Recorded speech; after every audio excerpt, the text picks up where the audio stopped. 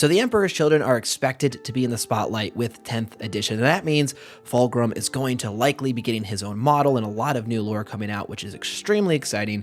What we just had for Angron was awesome, and I can't wait to see what cool four-armed snake we get with Fulgrim. But I stumbled on a bit of lore today about Fulgrim that I wasn't totally aware of, and I wanted to share with you all. So if you've known this for a while, let me know down below, but I think it's really interesting. It makes me ask some big questions about the Primarchs.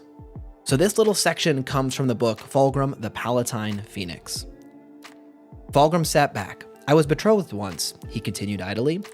Several times, actually. Political marriages, of course, made to seal binding agreements or open negotiations with certain executive dynasties. Pike didn't reply. His tone had become somber, a rare thing for Fulgrim. The Phoenician seemed to always be smiling, laughing at some joke only he understood. But now he seemed tired. He rubbed his face. I outlived them all, one way or another. Did you love them? Fulgrim smiled slowly. Some, I think. At first, after a time, I stopped. Love was a weakness I could ill afford in those days. A billion lives rested on my shoulders, and any hesitation on my part would have doomed them all irrevocably. He laughed softly.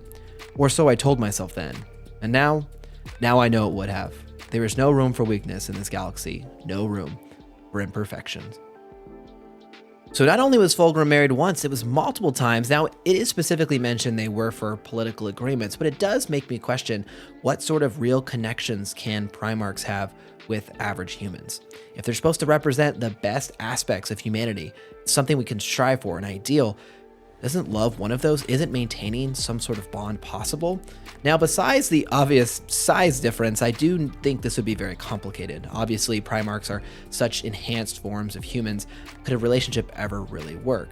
It is interesting to me that it was something that has happened before, and it's kind of set a precedent that it could be some sort of bond that a Primarch could fall into. I don't know. I thought this was really unique and interesting. Let me know what you guys think down below.